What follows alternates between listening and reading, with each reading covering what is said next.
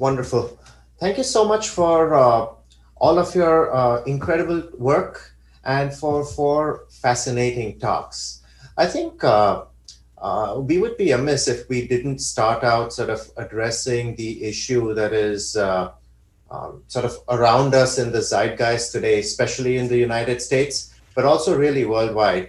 And that is this issue of healthcare disparities in the context of what's going on at this very moment post COVID. And also historically, where we know that these disparities have been around for a long time. On the face of it, technology and digital tools may serve to reduce this. But given that you, Reina, addressed it most directly, and you, Jen, your work has focused on this for a long time, I would love to just go around the panel and get your takes on sort of where you see your work fitting into the sort of broader challenge of reducing healthcare disparities. And we're talking most prominently about race, but this also applies to socioeconomic status, age, and the urban-rural divide. Um, Reina, since you went most recent, would you want to go first on this? Sure, and thank you so much. And these issues are so present and so important, and I think impacting everyone, and in terms of their relevance and need for addressing. I think and there's this recognition that the digital divide is narrowing, and that so many people now have access to technology in ways that weren't present before. And so if you want to reach people, you reach them through their phone, because and the platforms that are on their phone, in ways that a decade ago would have been very different. And so I think it has this neutralizing effect in that despite sort of cost of therapy, cost of technology, there are more people who have access to it, but it doesn't mean that the access is equal. And it doesn't mean that people have access to the same technologies and in the same ways. So everybody may have access to telemedicine, but some are able to get faster or more frequent appointments, or are able to get things in a more timely way, or have longer appointments, or have different things addressed in their appointments. And so while everybody has access to the technology, it doesn't mean that the access is equal.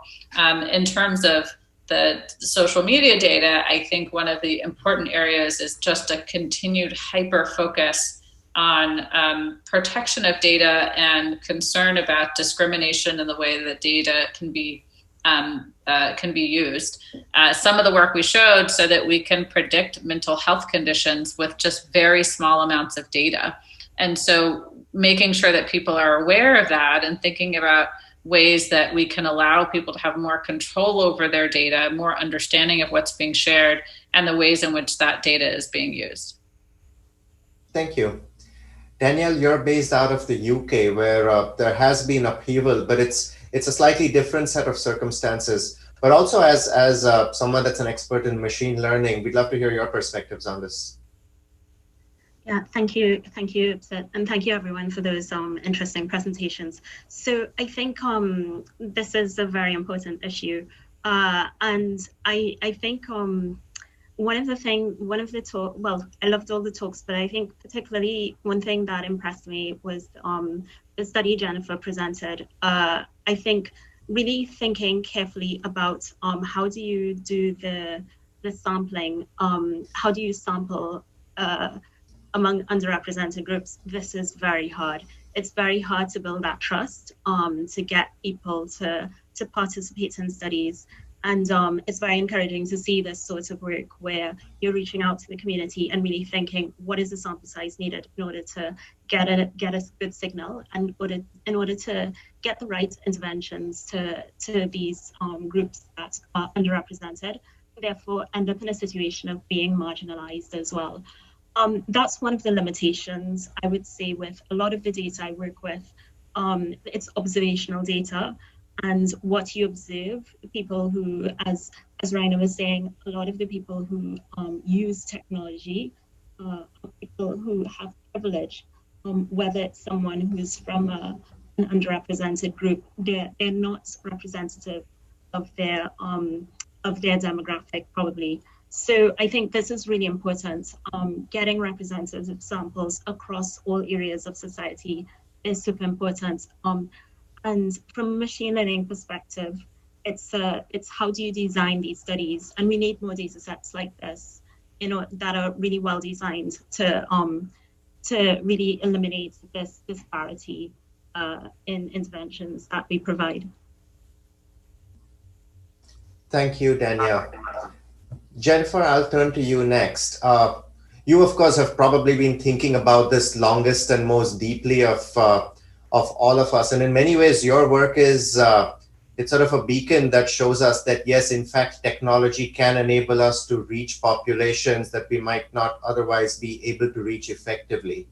I was wondering if you can kind of get a little bit deeper into this, but also focus on whether you think the pandemic has changed things, and project out, just based on your experience so far, where you see sort of the role of not just the sort of measurement work you've been doing, but telemedicine in general headed, and specifically towards some of the communities you worked hard to reach and study.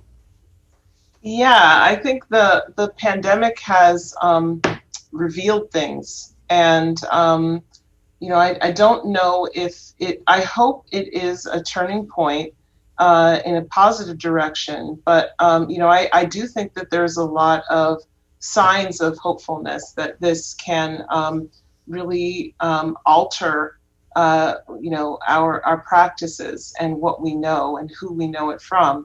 I think that I couldn't say it better than Danielle did, which is that the technology can only go so far, that there really has to be some partnership with communities in helping to get the data in that you really want to have.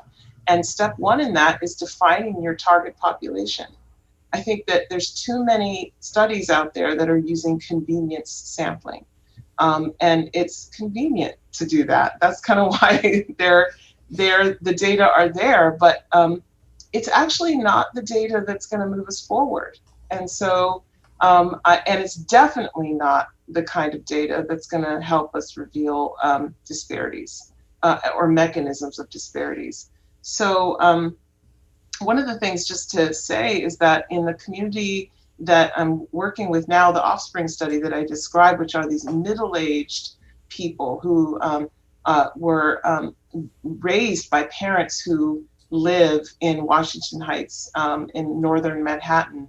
They live all over the country now, but a good half of them don't have Wi-Fi access that's fast enough for us to do anything with. They may have smartphones, but they cannot use they are not able to use those smartphones to conduct a Zoom evaluation with us. In other words, they're not familiar with Zoom and haven't been able to use it or set it up in a way that allows us to be face-to-face with them. So I just want to say that this is, I think, a really representative group of middle-aged people that, it shows that even if they have the equipment like a smartphone, they may not have the familiarity with some of the things we want them to be able to do in order to get the kind of assessment. And our hospital and my department of neurology, in order to get people going with their telemedicine visits during COVID, have had to have several different staff log on with on the phone with the patients beforehand, so that at the time of their appointment, they're actually ready to log on, because the steps are too complicated for families and patients to do. So, I'm hopeful about it because I think we have a mix of technologies. One of the things that I didn't get a chance to mention is some work that's going on with sort of ambient sensors in the home that don't require any kind of user to trigger, and they measure walking speed and things like, going back and forth in between rooms if you forgot something, that sort of thing, sleep-wake cycle and all that. So, there's some movement forward, but just the idea that not making people come into a place, and doing it in their home is, I think, the core value. Thank you. Gary, I want to ask you about your take on this as a bioinformatics expert, but I'm also going to tie my question to you with the most popular of our audience questions. So I'll paraphrase a little bit, but one of the question that most of our audience wants to have answered is the question of how did your analysis address the considerable statistical challenges with the sort of high observational longitudinal data? And I think they note that given that it was a relatively small sample, I think what's important to think about, and I think what we would love to get your take on is sort of when you're actually talking about extraordinary amounts of data from a very small group of individuals, where does representation factor into that? And I've found, at least in our work, that's along parallel lines, that when you have so much data on one individual, the intra-individual variance takes up a lot of the bandwidth. When you actually get to the point where you're comparing between individuals, how does the issue of representation factor in? I know it's a complicated one. Yeah, no, it's a great question, and I think it also ties back to the issue of how do you balance between disparity populations and not provide a tool that's essentially biased. And I think we've got a new paradigm now in machine learning that fits in beautifully with this, which is known as transfer learning. So essentially what you do is, and I didn't really get time to describe this in detail. If I take the example of the prediction of remission from depression, which was essentially a small sample of patients, we still used over 1 million subjects to train the algorithm. So we took a generalized population, which we showed that the algorithm for identifying different emotions was not biased by gender or skin color initially. And then we use that in a transfer learning paradigm. So what I mean by that is you take the trained model and you tweak it a little bit, you retrain it just slightly on your new data, and you fit it to this new population. And what you've done is you've boosted this algorithm that would have been massively overfit on your small population, and you've tweaked it from a large population to make it relevant to this new small population. And I think it's not just a useful tool for dealing with small data sets, but it's actually a potential paradigm changer in that you can say, okay, well, I do have, let's take a subset of, let's say, let's say we're going to use it in Central America and only use it on indigenous Mayan descendant women and tune the algorithm for that population. And I chose that example because it's something we are actually doing in ultrasound monitoring right now. And the idea is that you can tune these models to individualized populations with just a few individuals in them with lots of longitudinal data to create bespoke models for them, but they still are attached back to that central model that you originally trained on from millions and millions of patients. So I think you can create these small tweaks and fit them to the populations or even to the individual and start to build individualized models through active learning.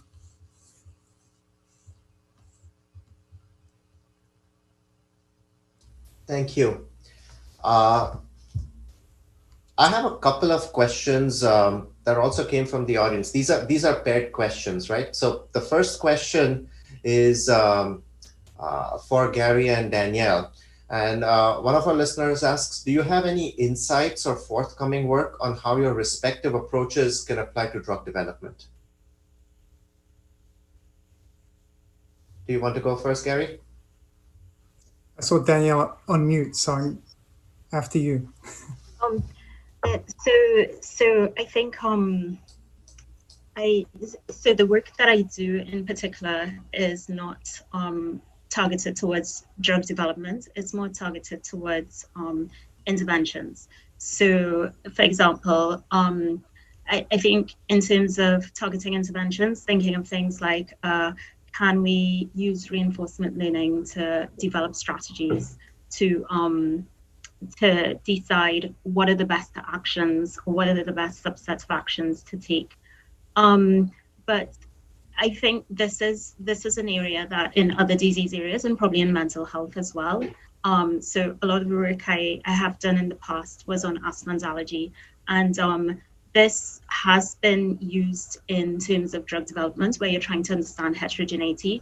Is there some subtype that's not responding to current treatments, and then developing interventions to target those underlying mechanisms. So I think it is possible, and this is one of the reasons to try to understand that heterogeneity, and where things don't generalize. What are those subgroups of the population that need specific interventions? So I think that's a good question. I think Danielle summed it up eloquently. I don't have much to add. It's a question of I'm in the same boat in that I'm looking at response to interventions and therapies essentially. So this is in the domain of reinforcement learning. But I think trying to build, use unsupervised algorithms to build phenotypes that you can then map back to the way that an individual might respond to a certain drug or drug combination has huge potential here. Thank you, Gary.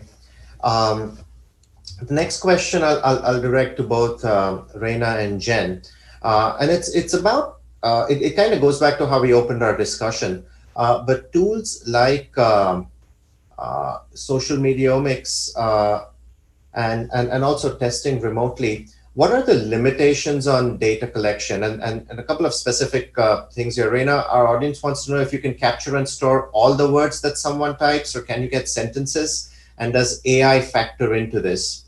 And Jen, I'm interested in sort of your take on this, because in some ways, with the degree of precision that we've always looked for in neuropsychology, I think when you're doing remote testing, there's the issue of how missing data or lost data related to technology can figure into that. Reina, do you want to go first? Sure. Or John, I'll let you go first if you'd like to. Okay. So there's different amounts of data that you can collect depending on the platform. If it's social media, depending on the platform, there's a potential to get whole sentences and conversations. If it's search, there's a potential to get, the terms that are searched for. There are limitations with all of the platforms in terms of the information that's accessible. AI is a really helpful tool for being able to learn for patterns and understanding differences and types of things that people are posting and predicting over time. But there's really a lot of variability based on the platform and the type of information that's generated from the platform. And thank you for the question. Yeah, and it's actually a great question in terms of cognitive assessment using remote measures. Some of the limitations are, confounded with the outcome that we're trying to measure in neuropsychological testing. So people who are demented, sometimes they just can't function well on the phone, or they can't function with a mobile phone or an iPad or whatever. So it's like there's going to be a quicker drop off than what you would see if you're face to face to actually getting some of the data that we need. But that's telling. We can use that in some way to to feed into our algorithms. In particular, sometimes when measures are unavailable because the person was hearing impaired, there's some work out there to impute those data using the information that we do have.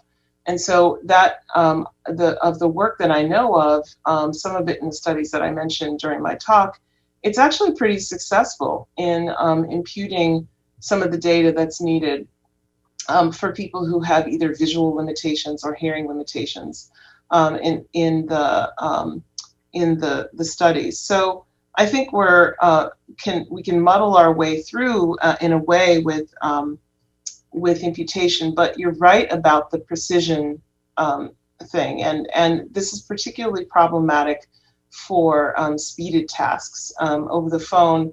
I know that Margie Lackman, who's doing a phone battery in the MIDAS study, which is a midlife study, actually used recordings and then fed those recordings through a processor where she was able to tell when people were responding to an executive function task how much time they took in between responses.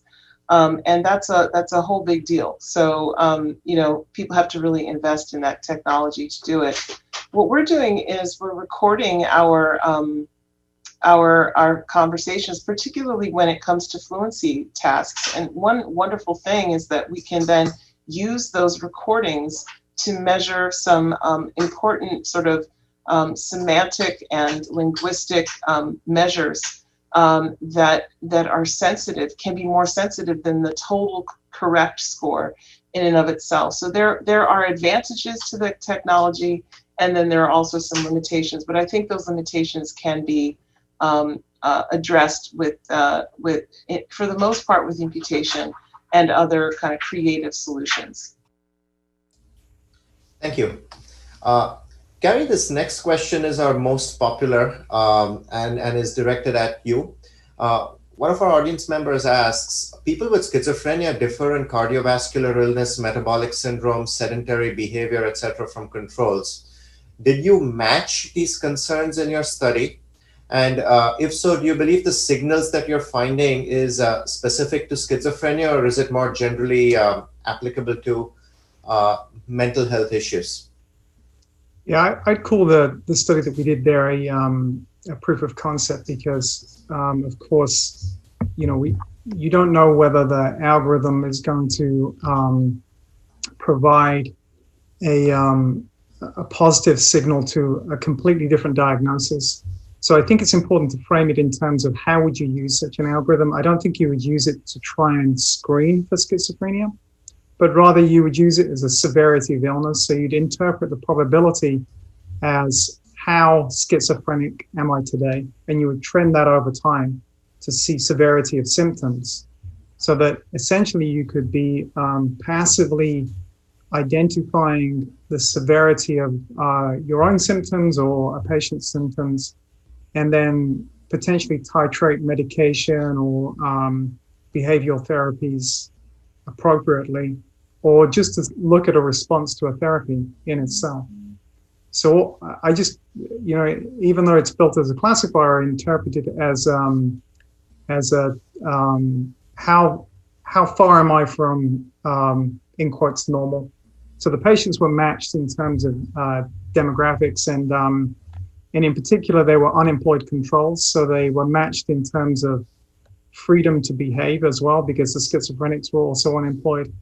So they had similar types of patterns in terms of going to work, i.e. they were job seeking, but they were long-term unemployed, so not. So what we saw was that the unemployed population was actually entrained to the external triggers of society, in that they were more active socially at weekends, and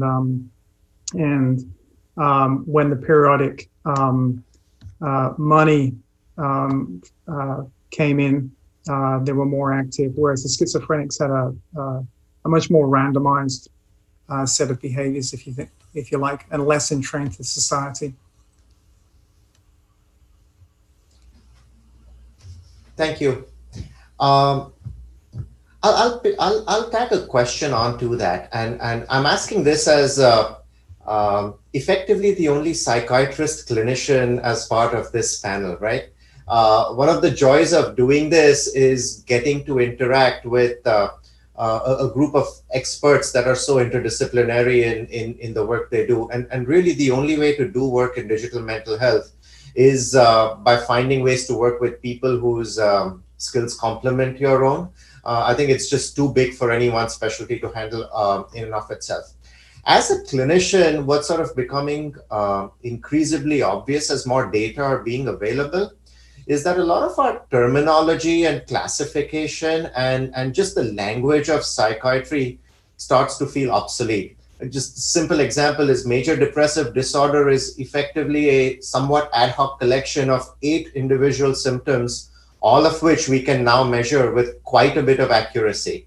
I'd love to get your take on sort of how you think of mental health care changing in the context of so much data being available. Just based on our questions, I think there's some data experts in the audience, but I think that the future of psychiatry really rides on, aside from issues of privacy and security of data, which we probably don't have time to get into today, but the ability to understand what to do with all of these data, compress it, add context, and then take decisions on it. In the end, I think we agree that it's about the patients and those suffering from mental illness. If all of you could just take a minute each to kind of give a pearl of wisdom on how to translate data science into clinical care, and as seen from your perspective and your expertise. Let's go in the order in which we did our presentations. Gary, do you want to go first? Sure. So I think it's always hard to predict the future, and you're a fool to try and do it. But I think that the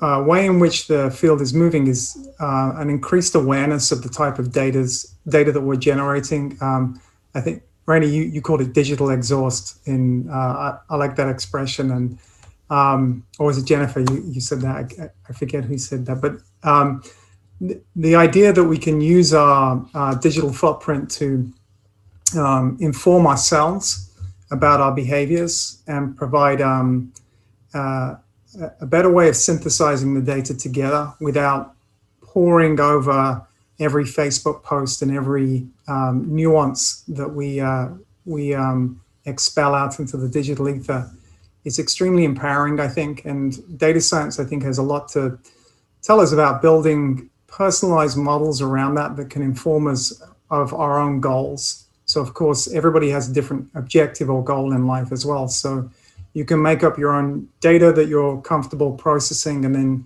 you can build your own model to predict your own endpoint, I think. I think that's where it becomes exciting. I agree with that, and love the idea that all these data are really building toward a more precision medicine based or precision services base in which we can help improve lives. But I think that the fundamental thing needed, that I know the United States does not have right now, is a system that's really based on brain health equity and mental health equity. Without that, all these data and all the predictive models that are getting really precise to define sort of what outcomes are, and to identify which interventions could be most helpful, then we really have to be able to deliver it. But I love the way your question is framed, in that these traditional diagnostic categories and sort of ways that we deliver care can start to break down and become a little more fluid and a little more precise and targeted toward the people who need it, as long as we make sure that there's access, and then in the way that they need it at the time that they need it.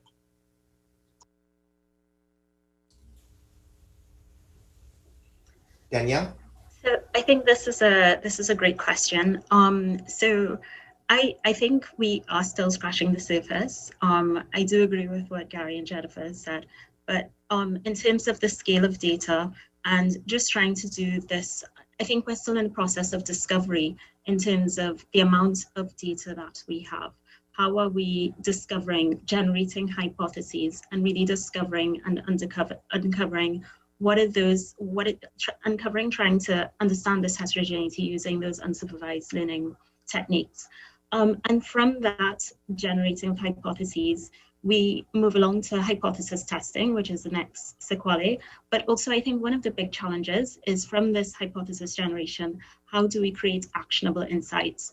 And that's really where the crux of making an impact in mental health care is, that we move from discovery on the data and discovery and generating hypotheses to really making an impact in patients as well. And this is where we need to collaborate as a community with different disciplines as well, in understanding the end user's perspective and how we translate that, those insights from data into actions. And this is a very exciting time to be working in this space, because I think it can be accelerated quite quickly as well. Rena? Yeah, thank you for that question. And thank you, Jennifer, for reminding us about pandemic parenting, sending you much grace. And I really appreciate the question. I think it's about patient-centeredness. And I think at the heart of your question, riffing on what Gari said around just finding ways to make sure that algorithms are informed by information that is important to patients. Danielle just said, for it to be action-oriented, we really need to hear from patients. Lauren, although she didn't come up with this term, she's constantly saying co-creation, like we really need to make sure that we're doing this with the end user and not evaluating or extracting things from people's data that they don't want us to, without developing algorithms that we think potentially impact people negatively, and really making sure that we're doing this just in a very different way that really is patient-centered, that's co-created, and that has the end user in mind. And I think that's when we can open up and really understand more about mental health, really understand more about what people mean when they're saying certain things in their data. But, if we leave it entirely to the machines, I think we have this just missed opportunity for understanding more about what matters most to patients. Thank you, Reina. That's all the time we have for in this session. Such a treat to moderate this with four great experts with a diverse but complementary set of expertise.